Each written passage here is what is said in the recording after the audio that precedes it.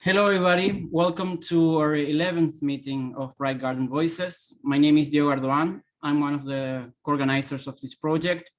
Bright Garden Voices is a grassroots initiative which provides a platform for constructive dialogue between Armenians and Azerbaijanis. We host online meetings where guests share their experience and ideas relating to the Azerbaijani-Armenian conflict or any other matter relating to the two nations. Our meetings also include live interaction with our audience, and the meetings are recorded and made available online on YouTube and as a podcast afterwards. Bright Garden Voices is not affiliated nor funded by any organization or government, and it does not purport to represent any nation, state, or group. Before we begin with the meeting today, we want to say that, well, this month has yet been another tragic month with over hundreds of deaths. And also today marks 2 years since the beginning of the last Karabakh war in 2020. So in memory of all the loss of life and everyone affected, we want to have a moment of silence and reflection.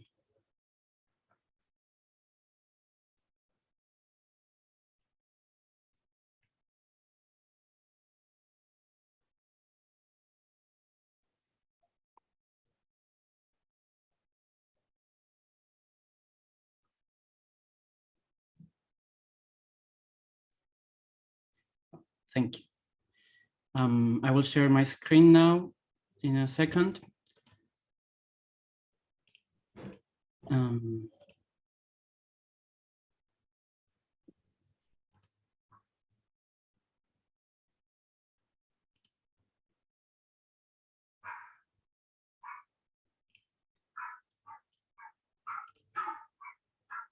Okay. Today, our collaborators, Arpine Papikian and Sabina Aliyeva, will be joining me as co-hosts. So if you could please introduce yourself, Arpine. Hello, everyone. I am Arpine and I'm Armenian. Currently, I'm residing in Germany, where I do my PhD in religious studies. Before the second Nagorno-Karabakh war, I had very little knowledge about the whole history of the Nagorno-Karabakh conflict. And I also did not meet or met only few Azerbaijanis with whom I could speak about the conflict. So after the second Nagorno-Karabakh war, I came across to the peace project, Bright Garden Voices, where we can hear the voices of Azerbaijanis and Armenians and their experiences and perspectives on the Nagorno-Karabakh conflict. So, and today I am one of the moderators, and thank you very much for for inviting. So, Sabina, I think the next. Thank you, Arpine. Hello, everyone. My name is Sabina. I was born and raised in Azerbaijan. At the moment, I live in the Netherlands, in Amsterdam. I work for Dutch Council for Refugees. Every day I see and speak with people who have left their homes behind. Every day I see people affected by trauma, debilitated by violence. Every day I see children who suffer from depression and anxiety. It is very heartbreaking. At the same time, I see that once people feel safe, they're willing to reconnect and build new friendships. I joined Bright Garden Voices because it amplifies voices of people who are concerned and affected by ongoing conflict between Armenia and Azerbaijan. This platform gives me hope that humans have the power to have peaceful dialogue, regardless of what is happening on the political level. Thank you very much. Thank you both. So today's episode, we're going to discuss about the latest development since the war's escalation, since the 2020 war. We hope that we can discuss about what happens now and with the experts that our hosts are going to introduce now.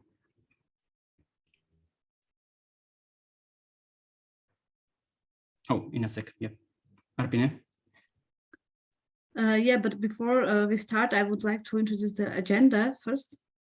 We will have the discussion with our guests, and after that we will open the virtual floor to the audience for questions, and we will end the meeting with few closing remarks. Lastly, the meeting, as you know, it's already being recorded and it will be made available online.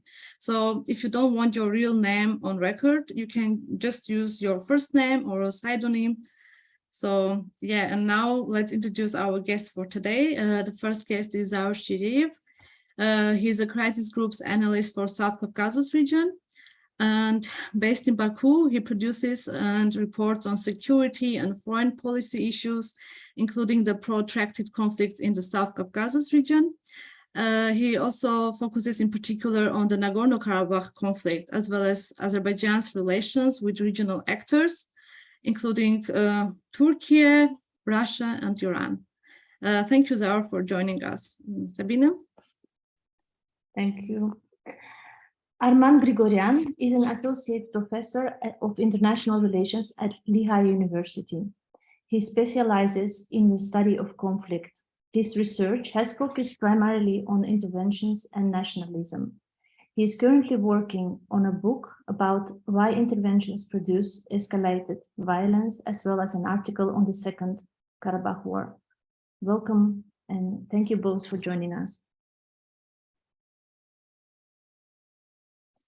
Thank you for the invitation.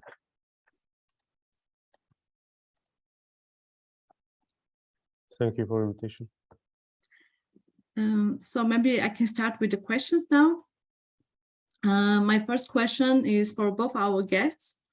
Zaur and Arman, you are currently in or have recently been to the Caucasus region. How would you describe, based on your experience, the general mood in society about the conflict? And where does the Armenian-Azerbaijani conflict belong in the context of the major concerns and aspirations of Zaur, in your case, in Azerbaijani society? Thank you.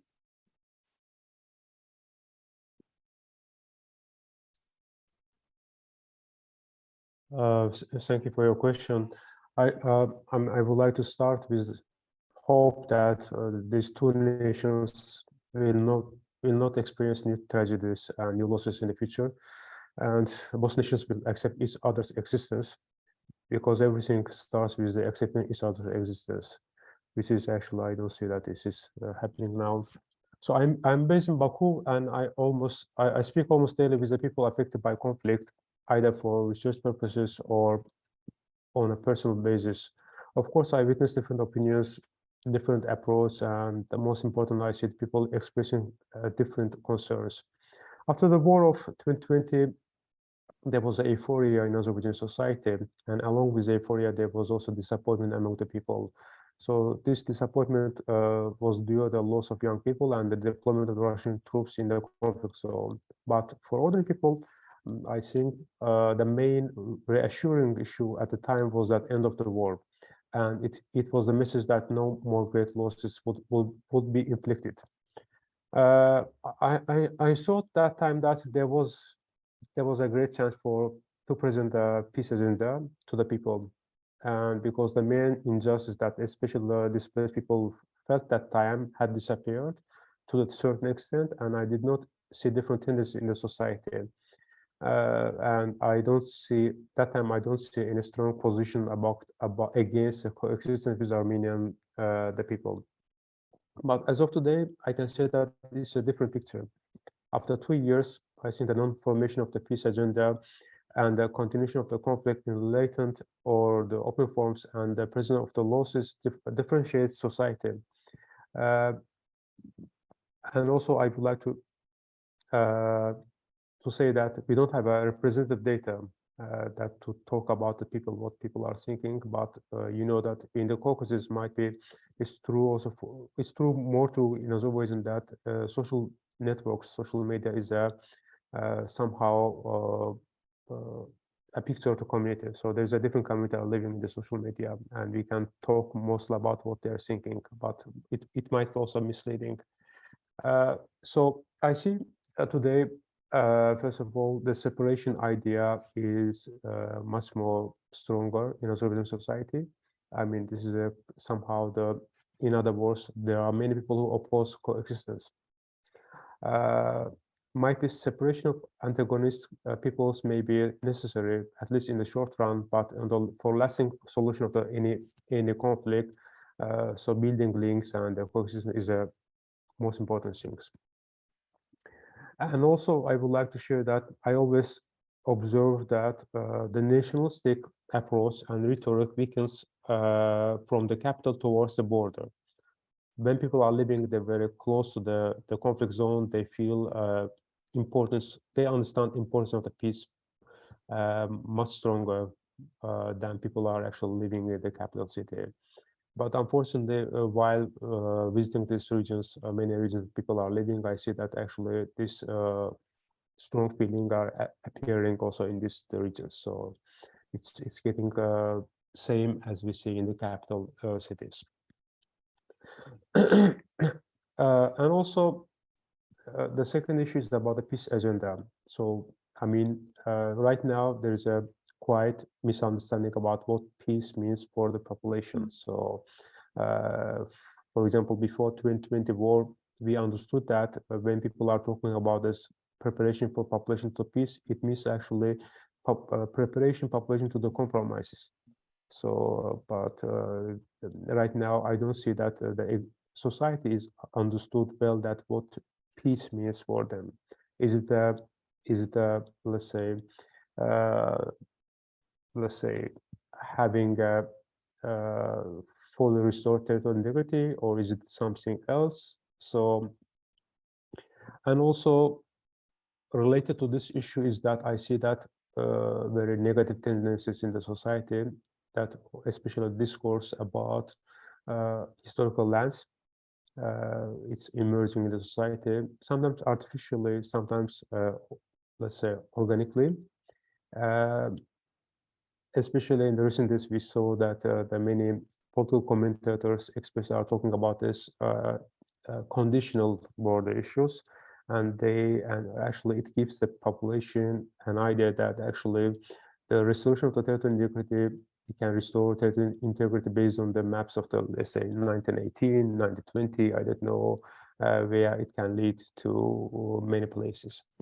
So, but I think I haven't seen any let's say, the many political commentators who actually explains these things to the population and saying that so there is a principle of uti possidetis juris, which actually starts with respect to the territorial boundaries at the time when a state acquires its independence.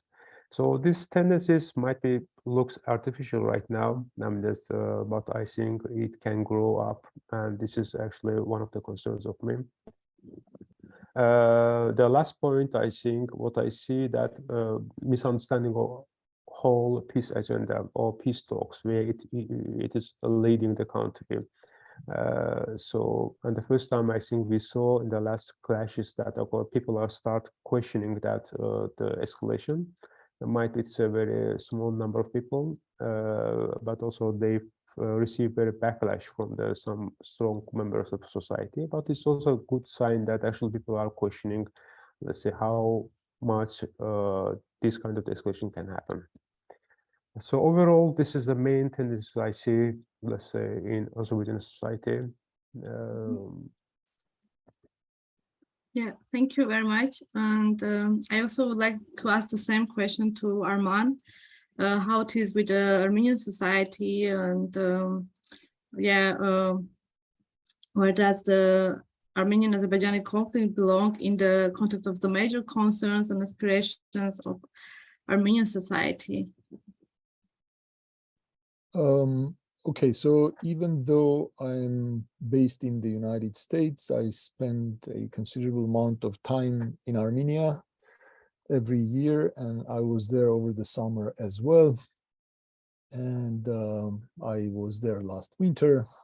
And also these days you can be fairly well informed about what's happening in any society, given the connectivity, the easy connectivity and access to information that we have through social media and through other means. So what is the mood? What has been the mood in Armenia after the war, and what have I been able to observe? Now, as many might expect, the mood in Armenia is one of anxiety, one of depression, and there is a palpable sense of escalating dangers that the Armenian society and state is facing. And actually, one might think that the war, as horrible as it was, might introduce some clarity into the picture. Everybody would know where things stand, what the international communities and major actors' attitudes are, what the real balance of power is, and all the incomplete information that sometimes prevents states from sitting down and compromising goes away as a result of the war. War has this clarifying function. Unfortunately, that has not happened with this war, and sometimes it doesn't happen with certain wars. And after the war, a lot of uncertainty remained, and it turned out that the end of the war is not an event but a process, right? And there have been a lot of outstanding issues on the table that have been negotiated, that have been subject to negotiation since the ceasefire of November 9th, 2020. And on a bunch of these outstanding issues, the two parties have had conflicting narratives and conflicting interpretations, and that has been one of the reasons why the negotiating process has been going on for so long, and why it is faced with the obvious difficulties, and why it is punctuated by periodic escalations. Now, given the fact that Armenia has lost the war, given the fact that Armenia feels this pressure, and especially given the expectations, given the frustrated expectations of the Armenian society regarding protection from its ally, Russia, and I'm not suggesting that these expectations are fully justified and the Russians have betrayed Armenia, etc., which is an opinion that does exist in Armenia, but nonetheless, the society, there are a lot of things happening behind closed doors that the society is not aware, and the society in Armenia feels this danger, feels this sense of abandonment, and facing an uncertain future. So that's one part of the mood and the atmosphere in Armenia that I would like to talk about, or I would like to draw your attention to. There is something else which is worth mentioning in a few words about the atmosphere in Armenia.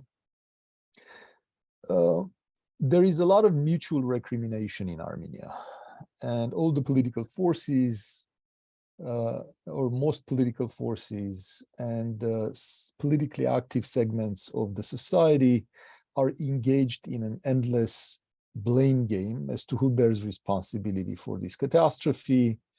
And the truth is that most political forces in the country, I mean, with the exception of one which we can talk about later, probably most political forces in the country subscribe to a kind of approach, to a kind of ideology, and to a kind of policy that could be held responsible for the escalation, for the war of 2020. But of course, a lot of these political forces are engaged in finding scapegoats, in blaming others, in shedding their own responsibility, and that contributes to a very unhealthy atmosphere, a very unhealthy political and intellectual atmosphere in the country, and it prevents, since too many of them were responsible for it, it prevents an honest reevaluation, it prevents an honest conversation from happening, and that, I think, is a major problem that poisons the political and intellectual atmosphere in the country, in addition to all the anxieties and all the concerns and all the uncertainties having to do with the ongoing negotiations and ongoing pressure that Armenia feels from Azerbaijan. So I don't want to talk too long. There are probably other things worth discussing in this context, but I'll stop here and maybe we can revisit some of these issues in the Q&A. Thank you. Yeah, thank you very much. So Sabina. Thank you, Arpine. So this question would be also to both of our speakers. Arman, I would like to ask you first. What happened according to you on September 13th and 14th? And what do you think were the series of events that led to it?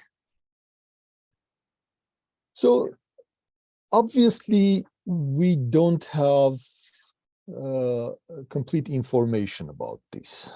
There are competing narratives, there are competing arguments, and there are competing plausible hypotheses as to what happened, why this escalation happened. I find two hypotheses particularly interesting in this regard. One of them, and by the way, both of these hypotheses have been voiced in Armenia by different people. One of the hypotheses is that there have been certain commitments that the Armenian government has made, and it has not been living up to them. So there have been certain verbal promises, verbal commitments at the time of the institution of the ceasefire in 2020. And the Armenian government is not being very forthcoming about implementing those obligations or living up to those obligations, and in general, moving forward with the negotiations over regarding these outstanding issues having to do with the demarcation, with the communications, and with the withdrawal, as the Azerbaijani government frames it, with the withdrawal of Armenian forces from Karabakh proper. Now, that is, as I said, one hypothesis, and some people think that there may be some truth to it. The other hypothesis is that this is seen as a window of opportunity by Azerbaijan. There seems to be a power vacuum. There seems to be a situation where the attention of great powers and the attention of Russia is focused on Ukraine. And now it is the time to intensify the pressure on Armenia. And this is just a classical case of coercive diplomacy and exploitation of a window of opportunity when the target is at its most vulnerable. Combined with this, there is also the argument that it seems the Azerbaijani, not only Azerbaijan's behavior has become more aggressive, but also the Azerbaijani demands may have intensified, and the Azerbaijani rhetoric may have become more hostile. And Zaur mentioned that there is intensifying rhetoric that relies on certain historical rights and historical claims, territorial claims. Now, when directly asked, Azerbaijani leaders argue that they have no territorial demands against Armenia, that they are ready to recognize Armenia's territorial integrity and its borders, and they expect the same recognition from Armenia. However, when you combine it with the very intense and very uncompromising position on where the communications through to Nakhichevan should go through, and when you combine it with these arguments, and when you also hear the talk about returning the Azerbaijani population that was deported from Zang, from Syunik, to those areas, and also given the vulnerability of Armenia currently, and given the balance of power between the two countries and the international environment, you can understand why this is a major source of anxiety, and why this is something that Armenia and the Armenian government may be trying to resist. So it is between these two hypotheses. I think there probably is truth to both of them, but as I said, sometimes we have to draw conclusions or come up with explanations on the basis of incomplete information, and this is one of those situations.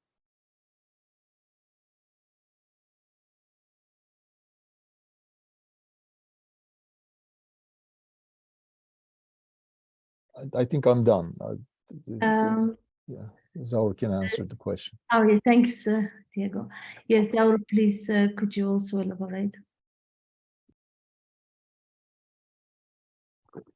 Thank you. I mean, we don't have let's say full clear information on how this happened in the 13 and 14 of September. Anything we are going to say, I mean, at least from my side, it can sound that okay, justification or actually giving an excuse what happened. So I must say that first of all, I'm surprised about this the clash, because I mean when the clash happened in August or in March, I think it was there were very clear signs that these things are coming up. So, for example, in August, when I was in the region, the close to the Lachin, and I saw that. So this is something actually is building up. So you can feel the signs. But in that case, I'm surprised also because so there were commitment by the leaders of Azerbaijan and Armenia in Brussels that so their foreign minister will meet soon in a 1 month's time, and they will start drafting the peace agreement. So I mean, if it happened, after that, let's say meeting, that will be much more reasonable or much more understandable for us to see that okay, might be there were disappointment. So we will have the crash group will have the analysis is coming tomorrow, so which will put what Azerbaijans are saying, I mean, from government side, also from Armenians are saying these competing narratives. So that's why I don't want to touch about these issues yet right now, because we are hearing many stories here. But I can say that there is no clear explanation to the society in Azerbaijan that why and how it happened, because we know that official version that how these things happened, but this narrative was also questioned by many people that but it was clear, let's say in 2020 July fighting, in September and other occasions, that okay, why this happened and how these things happened. But in that case, I think we haven't received a proper explanation. So about narrative, I mean, there are many narratives. One narrative is that Azerbaijan is actually in rush signing of the peace agreement. So Azerbaijan made a priority of the peace agreement issue.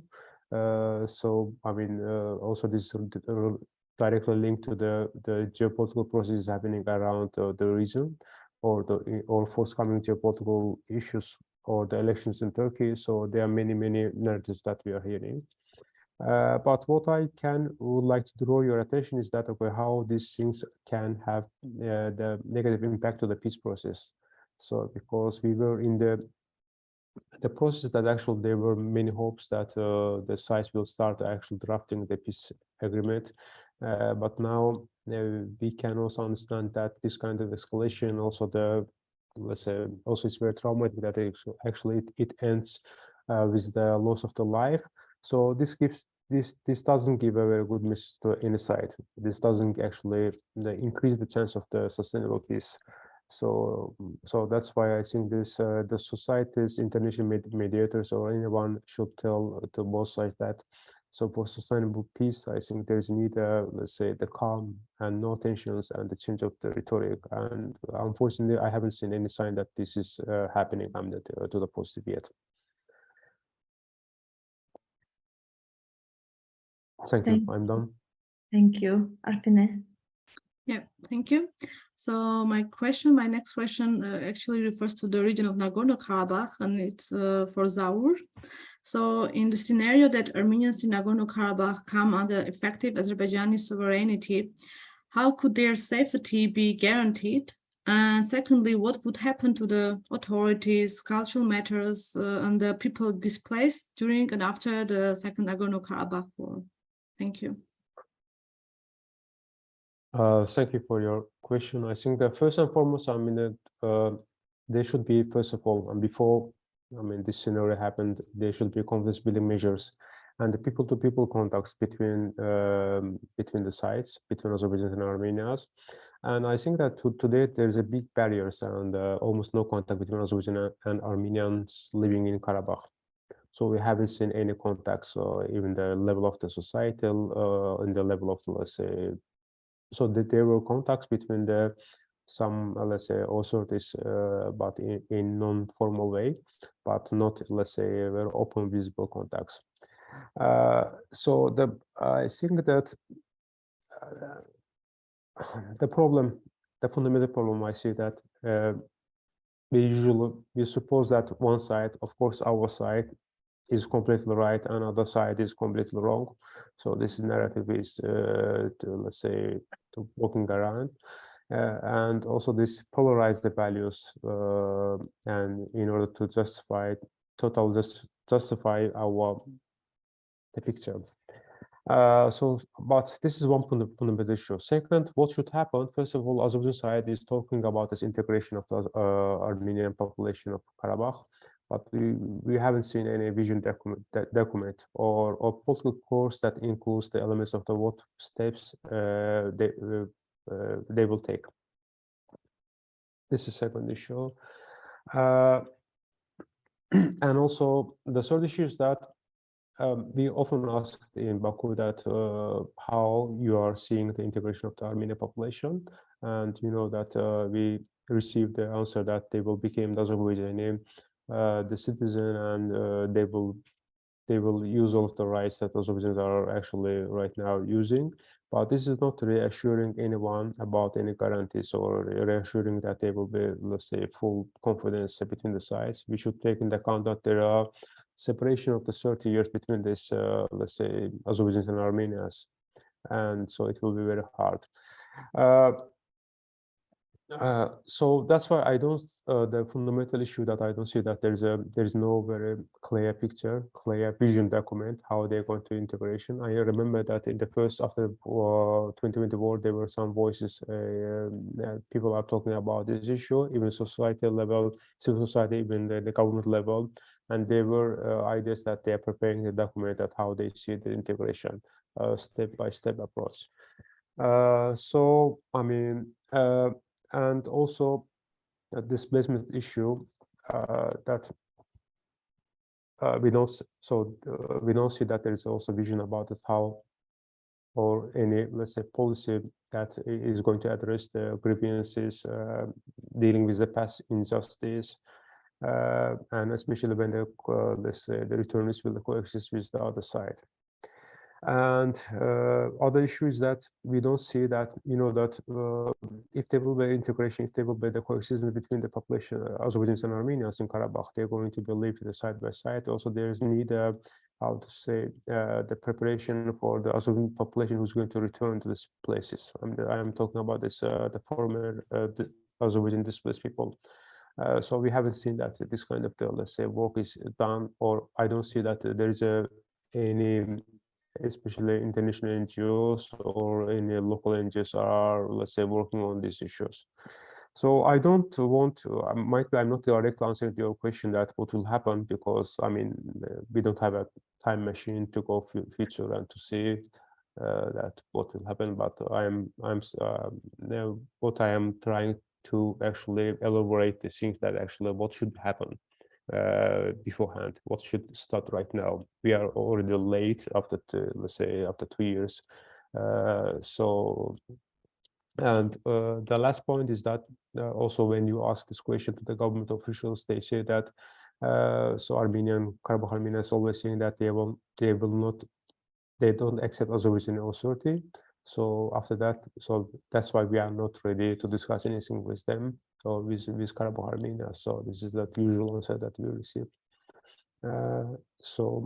But people-to-people contact, to summarize, the people-to-people contact conflict building measures more visible at the work, and also there are certain guarantees and certain written guarantees might be, it can be integrated to the peace agreement. It can be a separate the document that actually envision for future how they see it.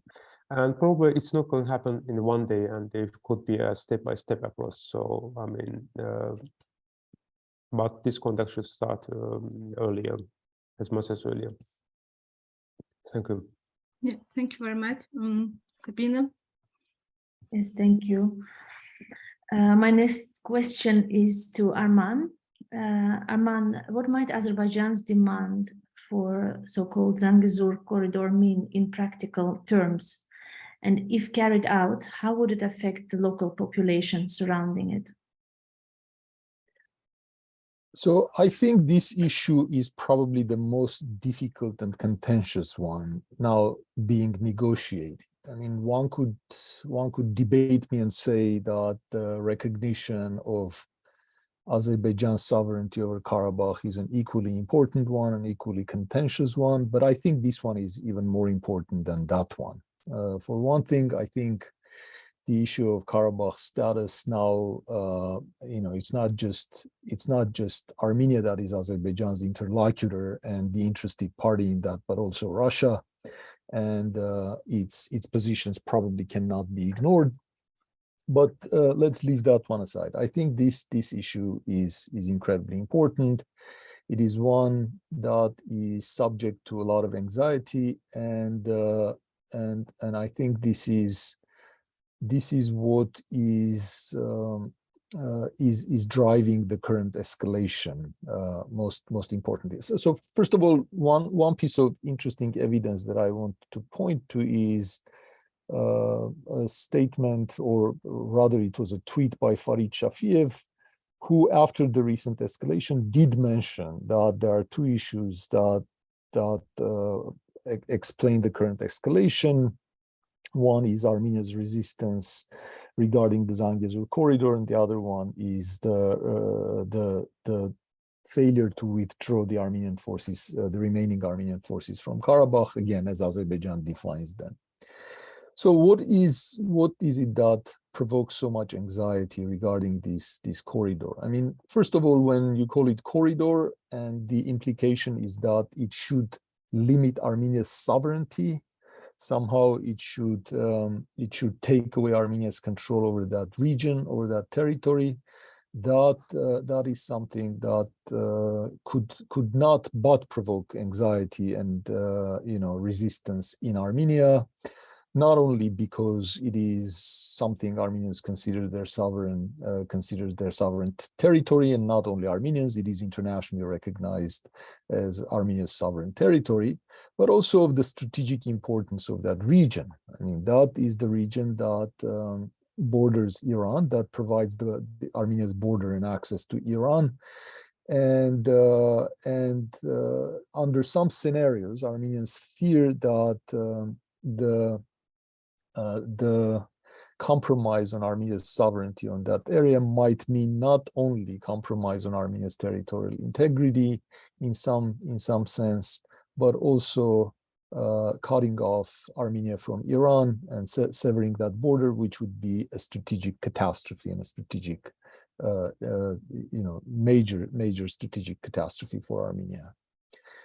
Now, is this what Azerbaijan is demanding? What exactly is it that is being demanded? So the information is conflicting. Sometimes it's hard to figure out what exactly Azerbaijan's demand is for that corridor. It is also not clear what exactly the agreement was in the ceasefire document regarding this corridor. I mean, the ceasefire document spoke about providing unimpeded communication between Western Azerbaijan, the regions of Western Azerbaijan and Nakhichevan, but it didn't have any legal definition of what that would mean, how it would be managed, whether taxes would be collected, whether it would remain under Armenian control or some other, there would be some other mechanism. So a lot of Armenians at the time interpreted it as, just opening the communications, right? So unblocking the communications throughout the region. Armenians would be able to use Azerbaijani roads to reach Russia, and Azerbaijan would be able to use Armenian roads to reach Nakhichevan and Turkey. But the exact legal definition of what that communication would be is not clear, and at different points Azerbaijani government representatives have talked about a sovereign corridor, have talked about equivalence.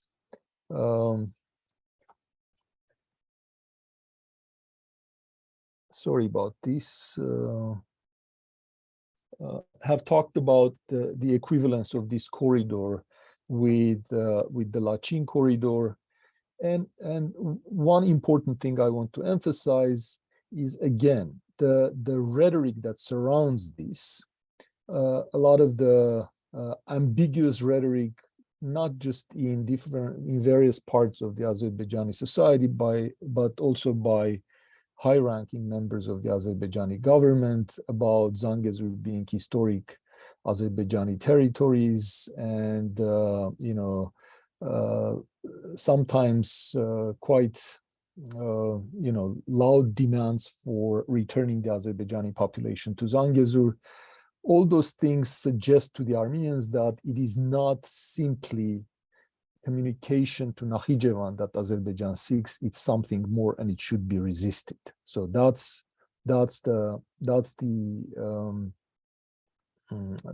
I think is the main issue and the main source of anxiety in Armenia. And I think the disagreements over what it would mean, how it would be controlled, how it would be managed, what its legal status would be, I think the parties are having a difficult time reaching an agreement on this issue, which I think is one of the most important, if not the most important reason for the ongoing tensions, for the ongoing periodic clashes and escalations. And I think this probably had a lot to do with what happened on September 13, 14. Thank you, Arman. Arpine. Thank you. So my last question, it also refers to both our guests, Zaur and Arman. What is the likelihood of Armenian-Azerbaijani disputes being resolved in the near future, and how? And what kind of peace agreement would be acceptable for both societies? And finally, could there be a lasting peace without compromise? Zaur, maybe you can start. Thank you. Thank you. These questions, I think I will start with that. Okay, what kind of peace agreement would be acceptable for? I mean, I'm talking from Azerbaijani perspective, so it might be much more easier to answer from this angle. I mean, I don't see that the government is concerned about, let's say, explaining any peace agreement to the society, and there is a strong belief that the society will accept whatever Azerbaijani government is going to sign. So this also legacy is coming from the 2020 war, and also result of the 2020 war. That so there is the legitimacy of the government, how they can tell the people that this is how to say, is in the interest of Azerbaijani state. So that's why I don't see that there is a particular concern about this, what could make the Azerbaijani society to accept any deal. So that's why I don't see that there will be any work about these things. So and also I don't see that there is also information blockade, or there's nothing is actually shared with this the main opinion makers in the society, that who can actually express this the deal to the society. I haven't seen this element yet. So that's why this is seen as a done deal. Coming to the first question, I think we have a very the small narrow windows of opportunity. So at least this is how it was seen from Baku. And at least from the rhetoric and from the explanation is coming from the government officials, actually they are seeing that in the next 3 or 6 months, the maximum, there should be a peace treaty that should be signed between the sides. And we know that we could be naive to believe that any peace treaty will resolve all of the issues between Azerbaijan and Armenia. So, but the Azerbaijani side sees that peace agreement or the peace treaty as a kind of the basic basic elements of that both sides will agree. And then I think I don't think that there is an illusion about I don't think that there's an illusion about this border delimitation work, and no one sees that border delimitation work can be done very quick time. So whether there will be peace without a compromise, I think actually the peace means somehow the compromise. So both sides actually makes the compromise. There were windows of opportunity between Azerbaijan and Armenia to have a very just peace to be signed between the sides. But the war actually changed all of this, the calculations, all of this, the things between the sides. And I don't think that there is a particular let's say, interest of making any compromise from Azerbaijan side, especially when it comes to the territorial integrity or when it comes to the giving any status to Karabakh Armenians. But at the same time, it is seen here that while the time is moving and it's getting much more difficult to get any compromise, if there will be any compromise. So, I mean, it might be, if you look back to the 1 year ago, there might be a much more opportunity for any kind of a compromise. So what should be done? First of all, only the leaders knows that what they are discussing in detail. So we have some anecdotal evidence or some information that sometimes conflicting information is coming that what the peace is going to look like. But what we understood that peace is going to be somehow the 12 or the 14 points, general points, clarifying things. It's looked like that actually what Azerbaijan and Armenia discussed in the last, let's say, 13 years before the 2020 war, these basic principles. So it is going to be, it's look like a basic principles that is the side is going to sign, and then they will look to the particular issue. And based on our information, as that Azerbaijan doesn't want to include anything related to the Karabakh Armenians and their rights or their security guarantees. So this is one of the biggest the conflict issue between the side. So in some, in short, I think there is no concern about the societies, Azerbaijan society, that to prepare the peace. There is no indication that there will be any compromise in the many main issues. And about the future, I think the future is very, we have very, let's say, small windows of opportunity. And also this also related how the things are moving in geopolitically in and around the region. And this is also impacting this, all of the calculation of the government here. Thank you very much. And Arman, I will ask again the same questions, or yeah. So what is the likelihood of Armenian-Azerbaijani disputes being resolved in the near future, and how? And what kind of peace agreement would be acceptable for both societies, and could be there lasting peace without compromise? Okay, so regarding the first question, I mean, if Armenia and Azerbaijan were left to their devices, I don't think we could hope that there would be peace in the near future, because I don't see in either society a deep realization that this is over. This enough is enough. We can't keep doing this. We have to find a way of living with each other.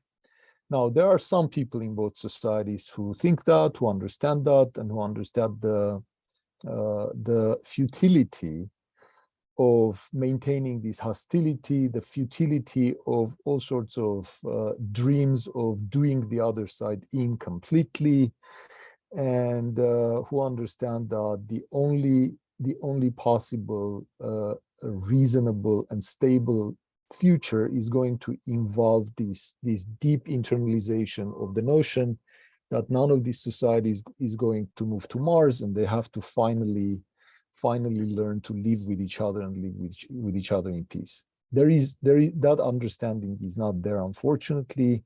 The post-war situation has not made it more likely. If anything, new wounds have opened up, and new grievances and new acrimony seems to characterize the relationship between the two states and the two societies, and there are lots and lots of unresolved issues.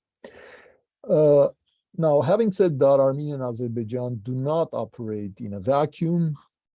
It is not just up to Armenia and Azerbaijan to resolve this issue. There are also important regional and global actors who may be interested in achieving peace between Armenia and Azerbaijan, and that could be a good thing or a bad thing.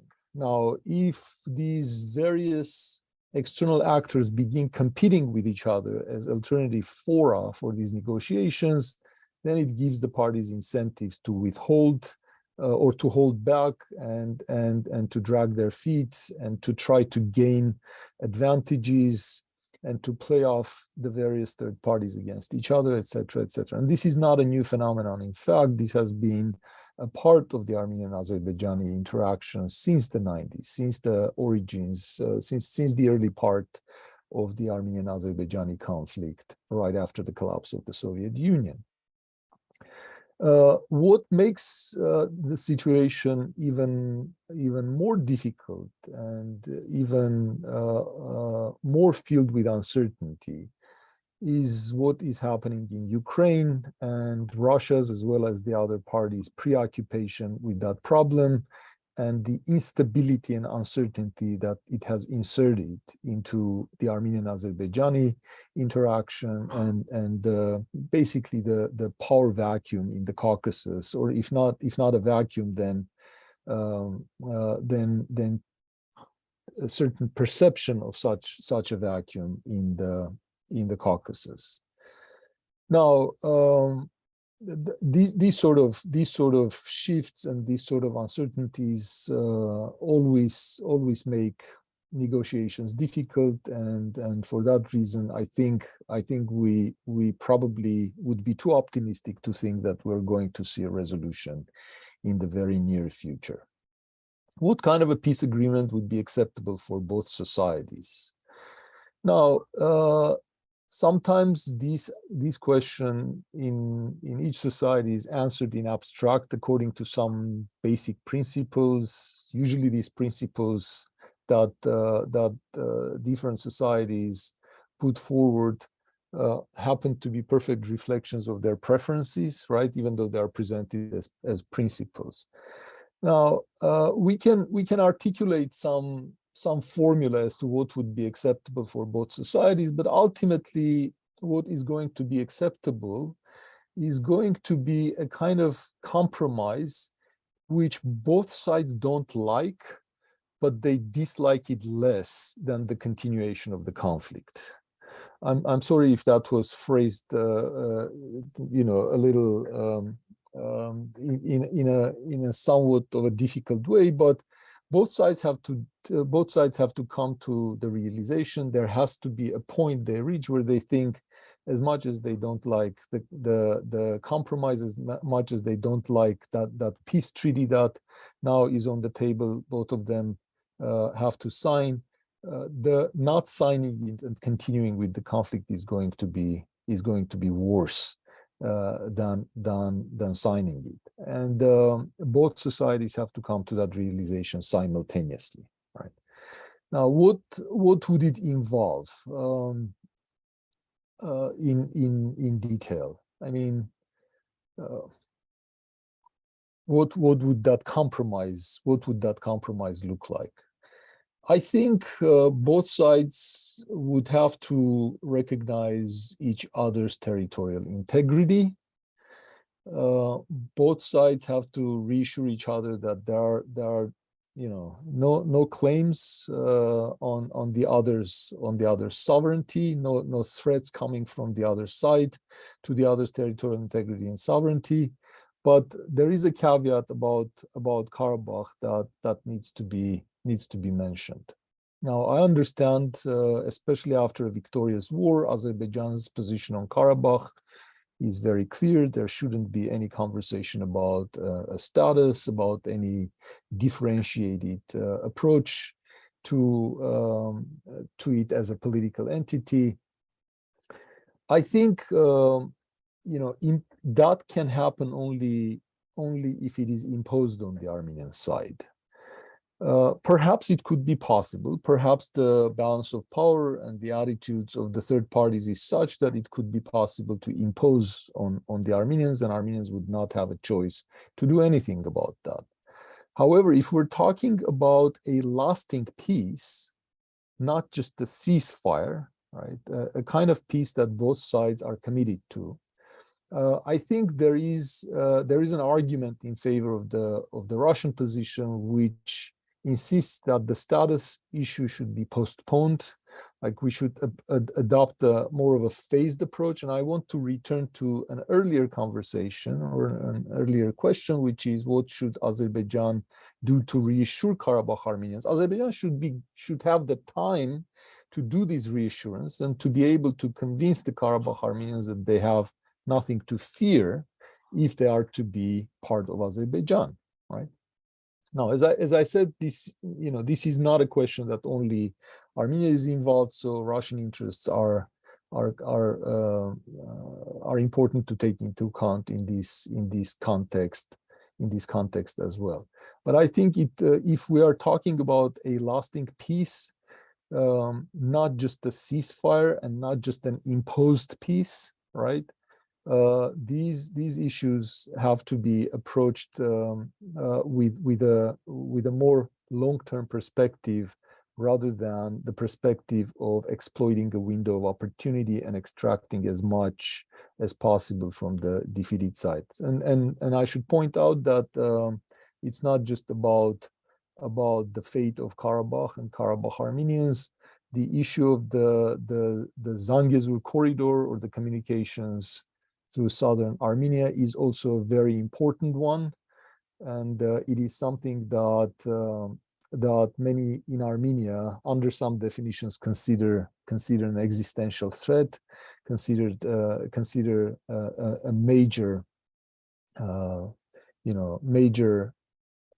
threat to Armenia's sovereignty and Armenia's territorial integrity, and a lot of care need to be taken to remove that perception, again, if we're talking about lasting peace, not just a ceasefire or not just an imposition on one of the sides. I guess that covers it. I'll stop here. Yeah, thank you. Sabina? Yes, this will be my last question to both. Arman, would you mind starting? What can civil society do to have an impact on the resolution of Armenian-Azerbaijani conflict? I think the civil society should do what we're doing right now. We should have conversations. We should question some of the entrenched narratives in both societies about each other, about this conflict.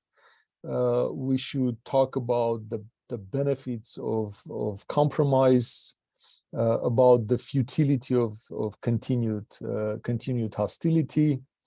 Now, while we should continue doing all of those things, we should also be cognizant that the civil society interaction by itself, or parts of the civil societies in Armenia and Azerbaijan that think along these lines, by itself is not going to be sufficient to achieve peace. We should be realistic about that. The civil society interaction is usually much more effective and much more useful if in the intergovernmental level there is a positive and determined drive to achieve peace, to achieve a compromise.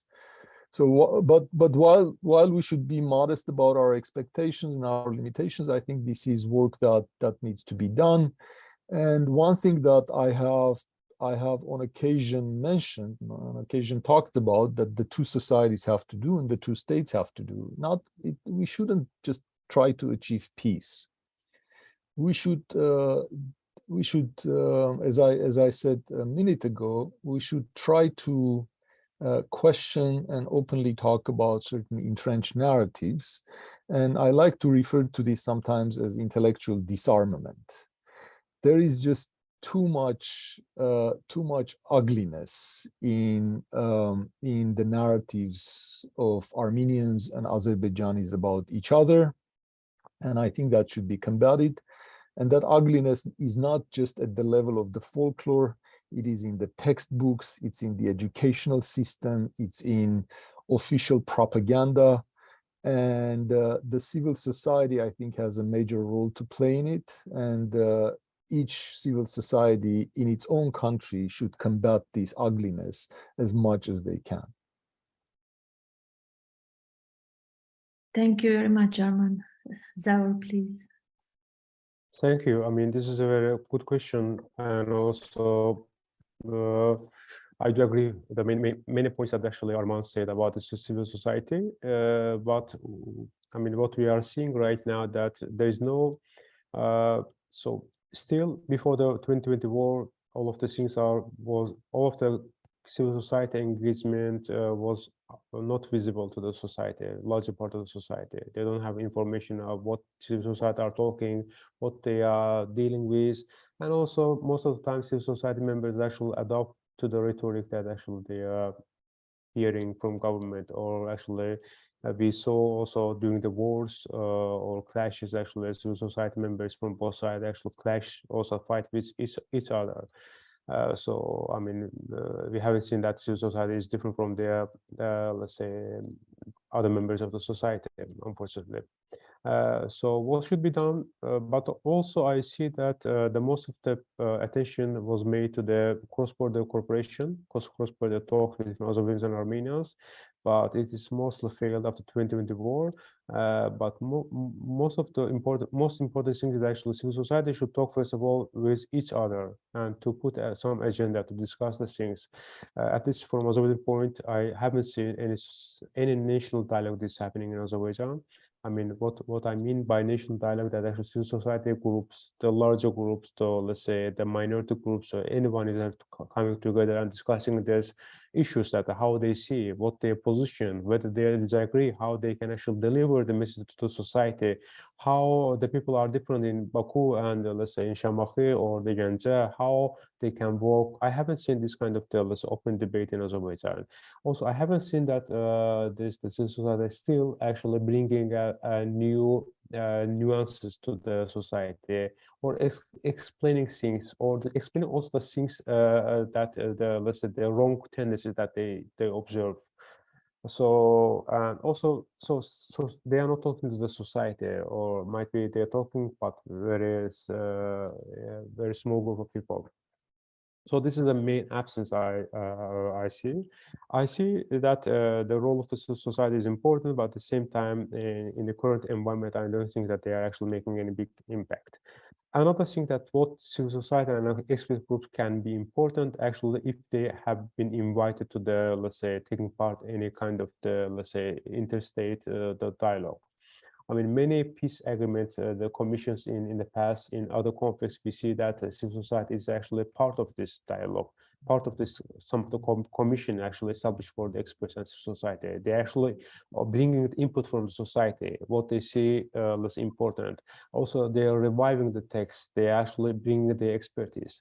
We haven't seen that actually this Azerbaijani Armenian, let's say, commissions, whether the border commission, whether the peace commission, actually, this is a very closed door commission, and it's not open to anyone outsiders, even insiders, let's say, from society.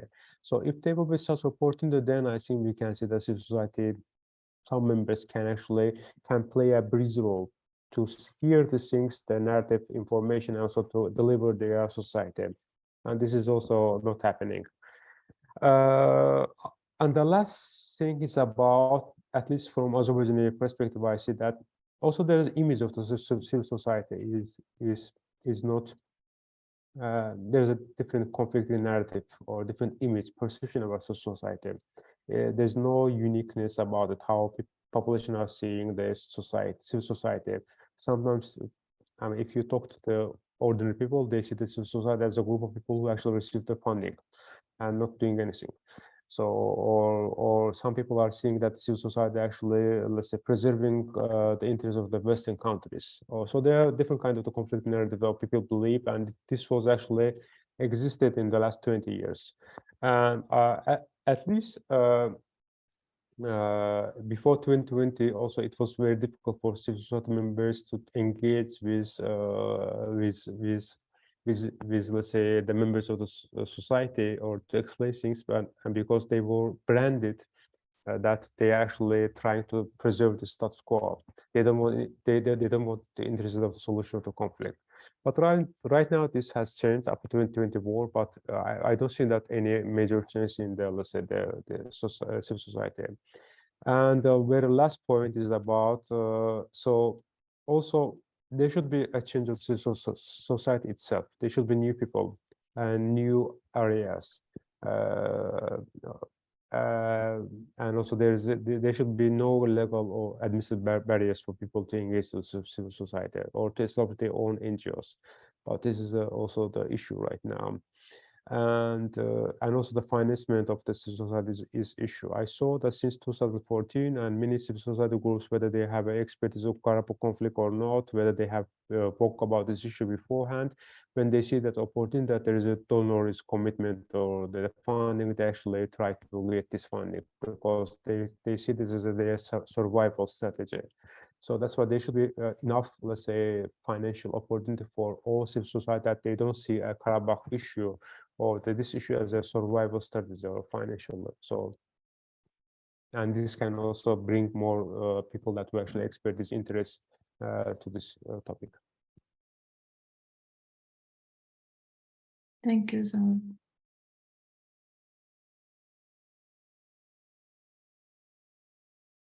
Well, thank you all for this first part of the meeting with the Q&A. Now we move to the last part, which is the questions from the audience. Of course, for these questions, we keep our house rules. The audience can send the questions to me as a message or to Arnold, and we'll also the questions that you have already sent, and we will say who is due to ask the question, and if you want, you can also ask it yourself with your microphone on and camera. So yes, if there are any questions, you can send them on the chat. And I don't know, Arnold, if you have received any questions. I have one from Israel Kiev. I don't know, Israel, if you would like to ask it yourself, if you're still here. Yes, I am here. Yes. Good evening to everybody. So my question is very simple. Could we foster a culture of avoiding the combination of words that really makes no sense in English, particularly in the context of ethnic conflicts? Historical rights claims, lands are really a cohort of similar examples. If we are talking about the lost in peace, then this kind of thinking as well as the way of behavior will certainly lead to escalation of something that might finally result in breaking out another war. Thank you.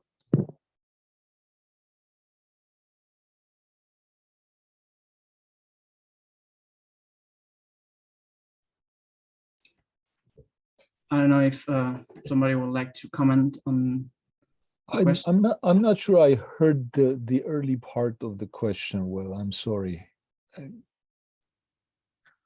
Well, I could repeat. Yes, So, please. could we foster a culture of avoiding the combination of words that really make no sense in English, particularly in the context of ethnic conflicts? Historical rights, claims, lands are a cohort of similar examples. Oh, okay. Well, I probably can try to answer that question. It's an easy one. I have on numerous occasions talked about this. I mean, both Armenians and Azerbaijanis seem to assume that these claims, that these sort of statements and rationalizations of their positions really, help their cause and justify their claims and legitimize their claims. I think on both sides, this is a complete misunderstanding of the rules of international engagement. It is a complete misunderstanding of how international diplomacy and international law works. These concepts are absolutely and utterly meaningless in international fora. If you go and talk about, historical rights and historical title to anything, you're not going to be taken seriously. And unfortunately, both sides engage in such behavior, and they do so even at the governmental level, not just ordinary people. Now, one interesting question is, why do they do that if in fact they should have realized a long time ago that this sort of behavior and these sort of justifications elicit nothing but confused smiles from Europeans and from Americans. And it is particularly funny when you go and talk about historical rights to Americans, right, who was there before. It raises quite a few eyebrows from contemporary Americans. Now, this is an interesting question. Why do they do that, given so much negative feedback and given so much information that this sort of rhetoric and behavior is utterly meaningless as a tool of diplomacy and as a tool of international PR? I think in both cases, people who engage in it are actually doing it in their domestic competitions. It's a matter of domestic competition with political rivals, and rather than serious belief that such instruments have any meaning in international fora.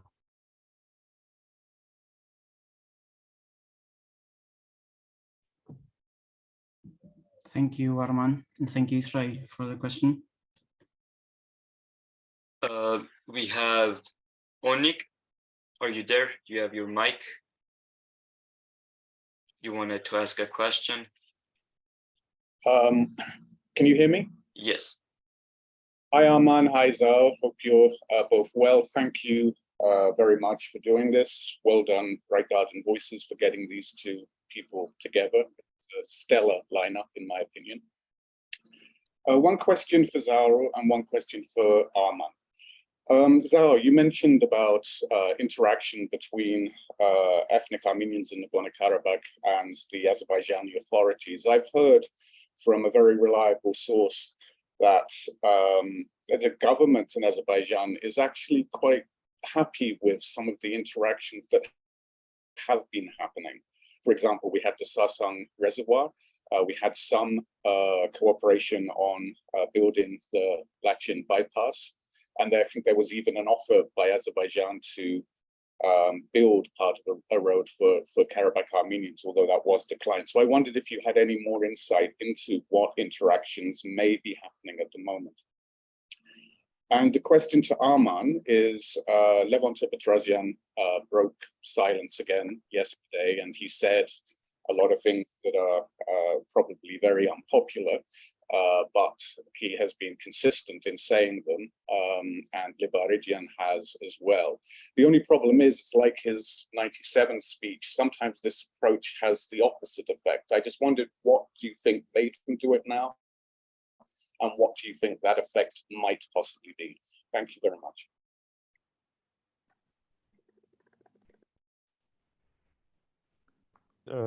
Thank you, Oni, for question. I think in fact, I mean, no one actually acknowledged that there's this kind of the interaction between Azerbaijani side and the Karabakh Armenians.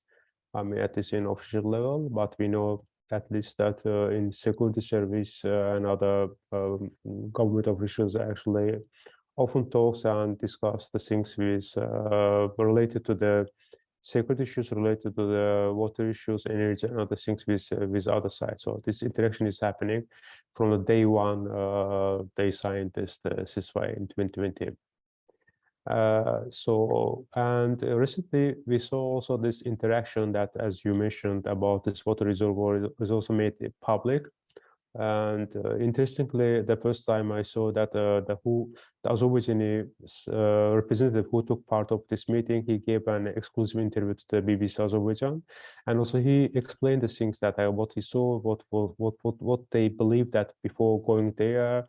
And actually, this some of the things this person said is actually acknowledgement that there were different wrong-minded perception about some of the things related to the reservoir. You know that about the reservoir, there are many. This issue was an important one before 2020 war in 2016 and 2014 and 13. There were some of discussion, even this at the Council of Europe and other international fora, and Azerbaijani side often say that so this actually reservoir makes existential threat to the, let's say, environment and other things. But actually, this representative in his interview said that we observe that there is no such existential threat to the environment right now. So they are working how to make this useful for both sides to use for agricultural work. So this is something that I haven't heard in the, let's say, the last 20 years, and the first time this happened. So still, there's no framework of cooperation, or there's no, let's say, accepted rules of engagement right now, or there's no visible, let's say, format that the sides are discussing. This is a very ad hoc engagement for now, but I don't know whether this can become a kind of the more sustainable way or more, let's say, structural engagement. I don't have answer right now, but at least these things are happening from day one. But right now this is moving to the more civilian side. So also, let's say this also the mining work. So the miners also, let's say, talking to each other, or the people who actually doing this the road building, so they're talking to this each other. So this kind of interaction is happening. Might be not all of them are let's say clear or explained or shown to the public. So public has very limited information about this engagement. Okay, so regarding yesterday's the interview that Ter-Petrosyan gave on Armenian television, and very acrimonious reactions that have followed since the interview was aired. Now, let me first tell you what the interview, in a nutshell, what Ter-Petrosyan said in that interview. There was a meeting that was organized or mediated by the Catholicos of Armenia, and the participants in that meeting were the former presidents of Armenia, Robert Kocharyan, Serge Sarkisyan, Levon Ter-Petrosyan himself, and also two former leaders and presidents of Nagorno-Karabakh, Bako Sahakyan and Arkady Ghukasyan. And Ter-Petrosyan revealed what he had suggested in that meeting, what he had proposed in that meeting, and the proposal in a nutshell was the following. We don't know what is being negotiated exactly, but Armenia's situation is very dangerous, and Armenia is under tremendous pressure. And we should make sure that the government negotiates without having the pressure of potential oppositional action against them. right? So we should free the government from that fear that if they go and make the necessary compromises and the necessary concessions to achieve a peace agreement, they don't have to fear that they're going to be branded traitors and there's going to be massive mobilization. And we as people who have held those high positions and who are leaders of the opposition should actually make that offer to the government and take responsibility for whatever he negotiates, granted that there would be information shared about the negotiations with these actors as well. But essentially it was an offer to reduce the domestic threat against the government in these difficult negotiations and to free their hands to negotiate and to make the right decisions without having to worry about that pressure. And all hell broke loose. A lot of people who love to hate their Petrosyan and his approach to politics have been criticizing him and raising a lot of hate for the last 24 hours. And this is something related to what I said in my response to one of the earlier questions. Too many people in Armenia bear responsibility for what happened in 2020. The intellectual the marketplace of ideas has been skewed in their favor, and even after the war, it has remained skewed in their favor. And Petrosyan kind of symbolizes where they have been wrong. And every time he speaks, you have these quite understandable, even if deplorable reaction. So I think that's what I have to say about Petrosyan's interview yesterday and the subsequent reactions. Unnik, looked like you had a follow-up question, but you said it was answered, or? Okay, just a quick question to Zaur. It's a bit naive of me to think like this, but that's never stopped me before, I guess. In Georgia, we have the European Union monitoring missions, incident prevention and response mechanism, in order to try to defuse tensions between conflicting sides. I'm sure you probably suggested that something like this is really, really important for Armenia-Azerbaijan, maybe even on the line of contact as well. Has there been any signs that maybe more people are thinking about introducing something similar to the conflict zone? Thank you for your question, Unnik. Actually, if you mean the conflict zone, also the border or the Armenian or populated Karabakh, so these are two different things. I mean, when it comes to the border, even I asked this question to some of the people that were actually taking part of this negotiation, and they said that we are against any kind of internationalization or any verification mission or any kind of mission to the Azerbaijan-Armenian border. It's from Azerbaijan side, so there is no let's say desire to say this could happen in Azerbaijan-Armenian border. So, but it's not totally excluded, but still it's not, let's say, considered by Azerbaijan side. When it comes to the Armenian populated Karabakh, I mean, I haven't heard or I haven't seen any kind of indication that they will be let's say such desire, or it could be let's say acceptable for Azerbaijan, because it's also related to how things will be worked out with the Russian peacekeepers in the conflict zone. What will happen after 2025 or before 2025? So I haven't seen the security issues or haven't been discussed yet. So, but this is interesting things that you bring up. So, but what I can say that there is a resistance any kind of internationalization or this type of the mission for now from Baku. If I may just add one sentence to my earlier answer, I forgot to address one point that Unnik raised, whether these sort of interventions by Ter-Petrosyan, even if they come from the right motives, even if they make the right arguments, whether they are counterproductive, I don't think they're counterproductive.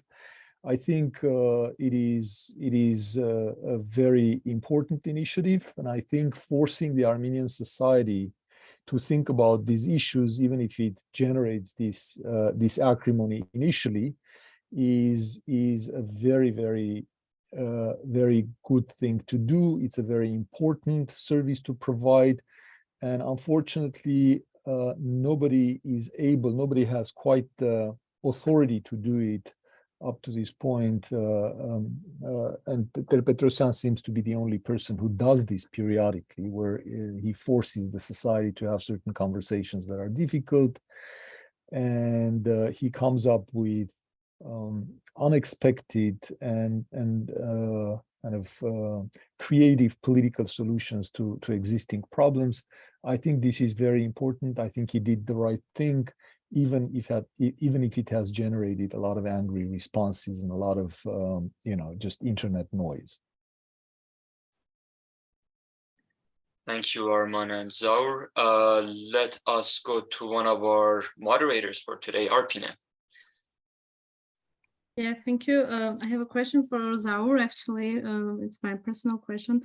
Like after these recent events that happened in 13 and 14 of September, I saw on Twitter that some Azerbaijani politicians, they were mentioning about creating a buffer zone within Armenia, kind of what we had during these 30 years, like for the 7 regions in Azerbaijan. Like they were suggesting this kind of buffer zone now for Armenia. And I would like to know your opinion, if it's something like a public, if it's a common idea that it's popular in the public, or just some politicians that mention it. Thank you. I think even before the escalation, might be 1 week before, or 10 days before, there was some articles in Azerbaijani media about this buffer zone. Actually, they didn't call it buffer zone; they call it security zone or security belt. So, and they presented this idea that they should be Azerbaijan. They should be, let's say, 5 or 10 kilometers of the area between Azerbaijan and Armenia. That so this can actually eliminate any kind of the clash between Azerbaijan and Armenia. And so later on, some Azerbaijani MPs also talk about this, especially after this the 13 and 14 of September clashes. So they also explained rational, or they justified this idea as a way of securing the return of the Azerbaijani IDPs to the regions, especially to Kelbajar and Latsin. So that they can return securely, and they will not be clashed, and they can feel secure. But I think this is not a very popular idea. This was all voiced by some people, and also there was some opposition to this kind of ideas. As you know, some prominent Azerbaijani figures, not all of them are in opposition, at least not in political opposition. They actually raised their questions, and also they raised their concerns about any kind of this, let's say, violation of territorial integrity of other side. And also they received very negative attitude by some part of the society, that they have been called the traitors.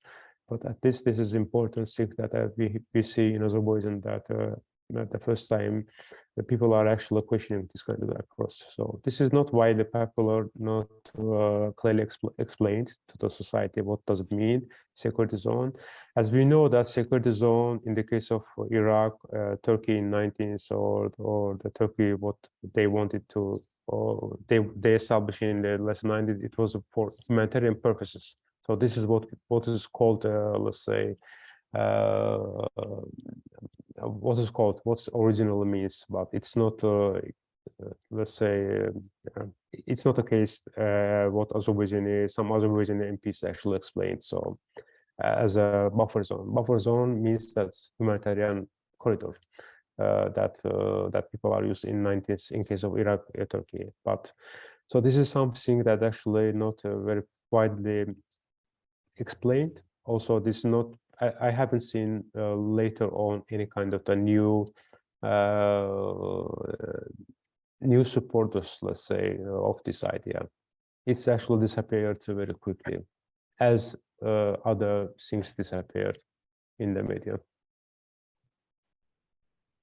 Thank you. So we have Jovanes from the audience. He wants to ask a question, but he cannot ask it himself because of technical difficulties. So I will ask it for him. So he asks, quote, the US and France have called on Azerbaijan to move back its forces. Iran says it opposes any border changes in the region. India has called Azerbaijan an aggressor. How much significance do these statements have? And there seems to be a second question. What is the most realistic way to de-escalate now? So for any of these questions, Zaur or Arman, any of you want to have a take on it? Zaur, you want to go first? Sure. I mean, I think the Iranian, let's say, concern or what Iran voice about this, they are against of the changing on any let's say, status or they are against of geopolitical change, and also they're against of territorial change.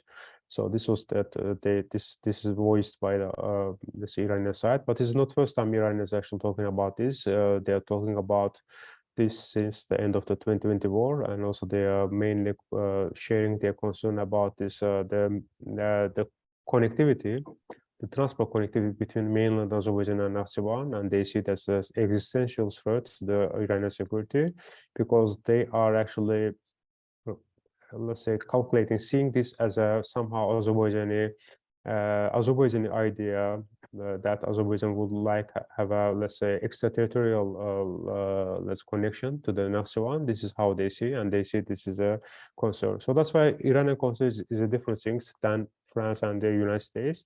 But what I see that France and US is trying to de-escalate the situation, but at the same time, despite they called, let's say, the withdrawal of the troops to the previous position, also they are right now actively engaging with the sides about diplomatic way. Right now, there's the possible meetings with Azerbaijan and Armenian officials could happen in the United States.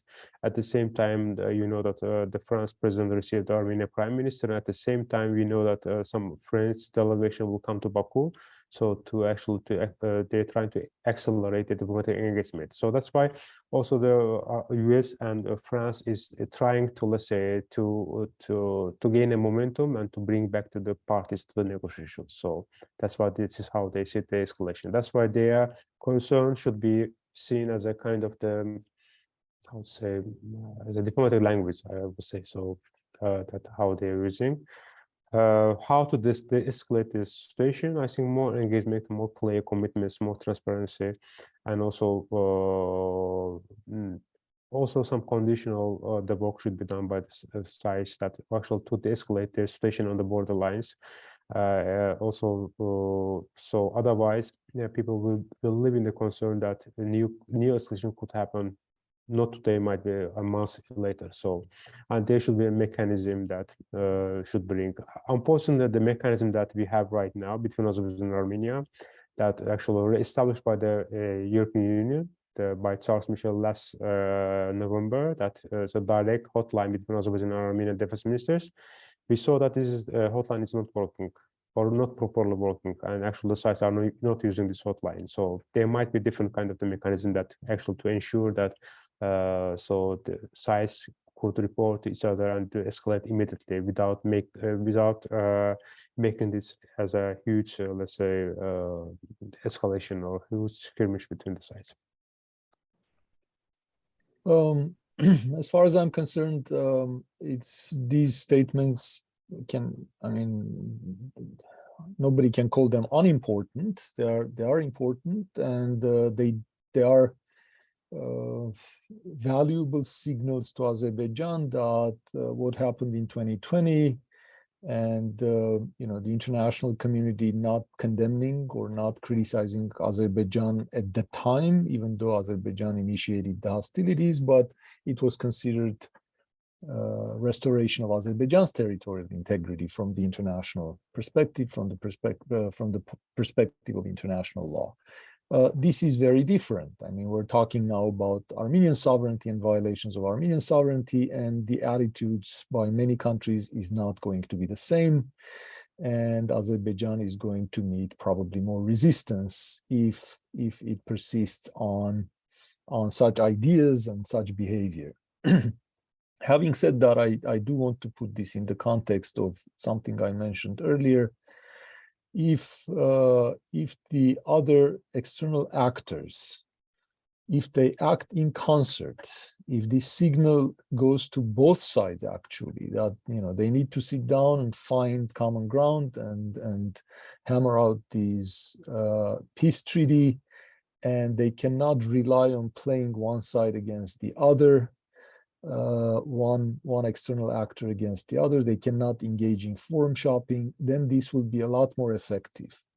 On the other hand, these statements of condemnation, if they are politicized, if they are done strategically, if they serve as means to an end, they might even have destabilizing consequences. But as the statements as such, signaling to Azerbaijan that this is a step too far, probably they were not meaningless, and they had considerable value. Thank you, Arman and Zaur. Diego, do you have any questions from the audience? No, I don't have any more questions. Perhaps then, if there is no more questions, oh wait, one more. Go for it, Onik. Sorry to keep you guys. The role of civil society was mentioned earlier, and I do agree and recognize all the points that you've been saying, and you've been saying them for a long time.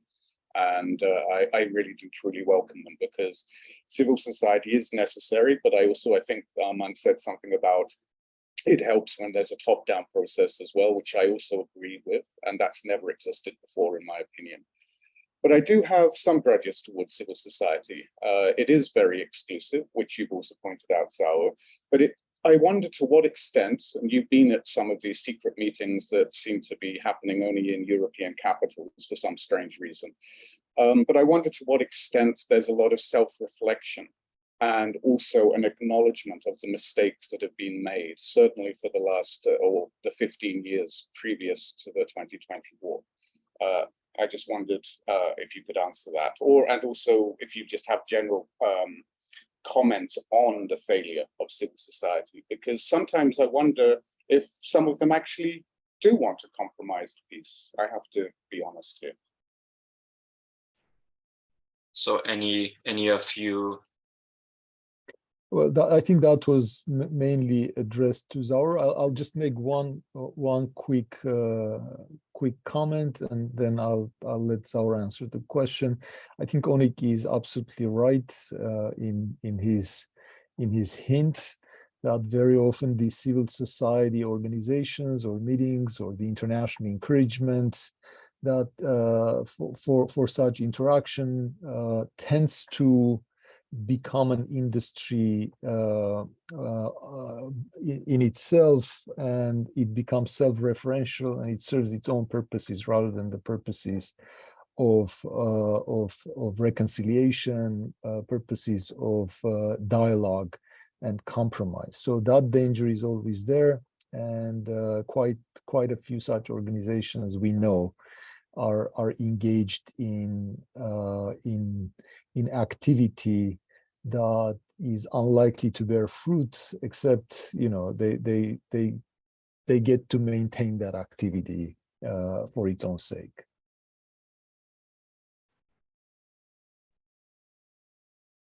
Zaur, please.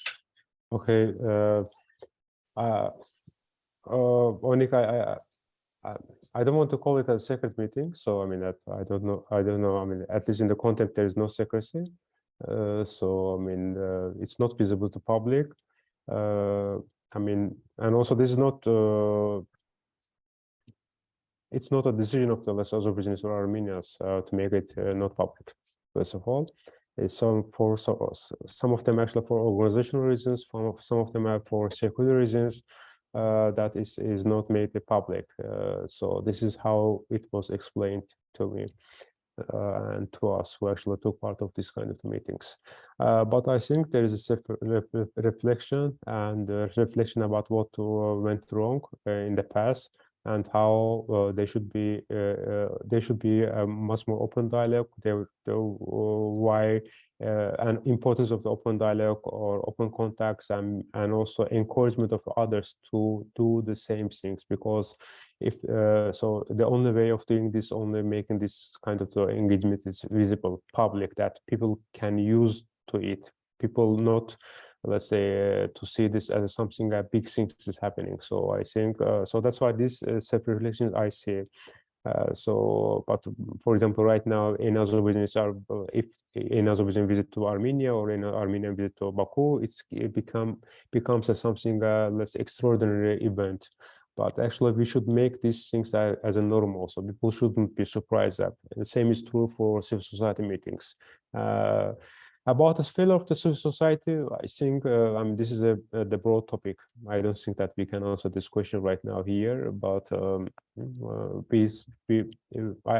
mentioned some of this, the things from Azerbaijani perspective or Azerbaijani understanding that what went wrong and why these things are not moving forward right now, and how civil society should engage more, and how they can make these things, let's say, in a structural way, and why they should call the national dialogue. This is what I see absence here. Why also governments should open up the, let's say, or remove all of the administrative and legal barriers for civil society to engage and to receive donor, and how they should also create the agenda. So this kind of things I already told, but this is a broader topic that when we talk about, let's say, before 2020, and also we can also talk about this somehow, the failure of the civil society after 2020 in the last 2 years. So this is going to be the reasons of these failures might be totally different than what happened before 2020. So, and last thing, I often heard that some of the Armenian might be expressed, or the civil society members doesn't want to meet Azerbaijanis. And this can be also the reason that so might be this they're making this kind of work or the organizational issues as a secretive, as you call it, so, or closed door meeting. So not to mention the name who actually participated. This is one of the explanations also. Thank you, Arman and Zaur. Diego, should we begin to end the meeting?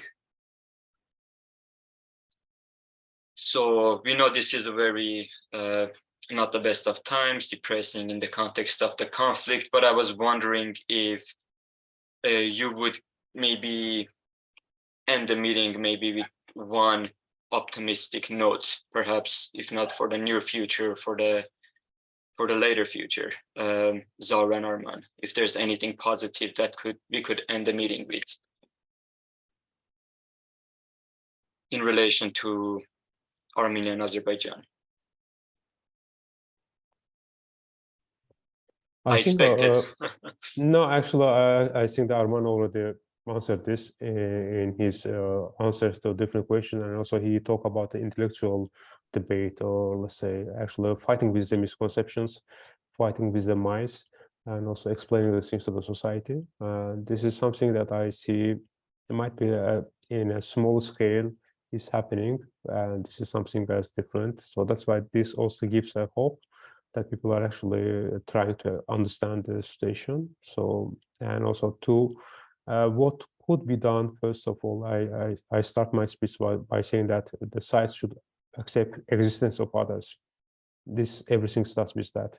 So, and because right now, when you talk, when you see this overall picture, it seems to that Azerbaijan armies are ready to annihilate other side. So they see this solution of the problem in that way. So, but that's why they should be first of all exist. Second, about empathy, to understand the other side.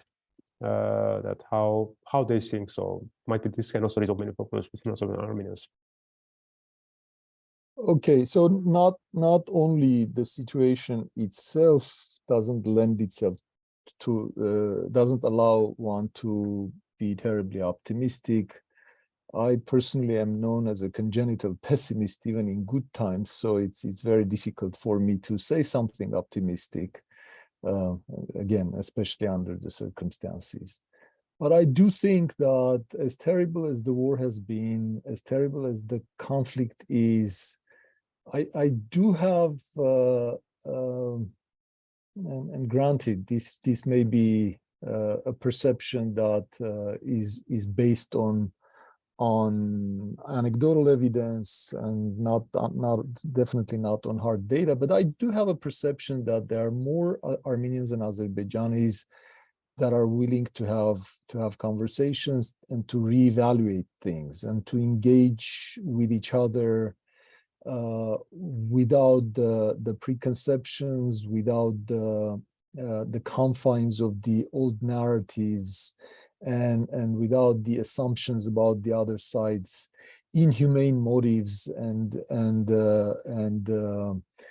preferences. So I do see more of that, and especially for younger people, I think that's probably more true. And if I'm optimistic about anything, it's about the capacity of reasonable and sane Armenians and Azerbaijanis, at least, to talk to each other, and to even if they talk about their conflicts, which actually is healthy.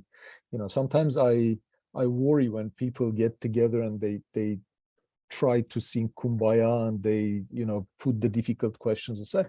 They should talk about their differences, but there is a way of talking about the differences that is healthy, and there is a way of talking about them that is not healthy. And I think they should be less fearful of talking to each other and not make the traditional assumptions. And that I think might open up a space for communication between the two societies that is very important. And there are some signs that there is more of that. Excellent. Thank you. Thank you for at least these positive notes. Diego, do you want to end the meeting? Sure. We want to thank you all for joining today. Thank you to our hosts, Arpine and Sabina, who debuted today as hosts. So thank you very much. And of course, to our guests, Arman and Zaur, thank you very much for joining this meeting. And yeah, hope to see you soon in the future. Thank you very much for organizing it and for inviting us. Thank you. Thank you. It was you. very interesting and useful. Thank you very much. Thank you. Thank you very much, all of you. Thank you. Thanks to our audience also.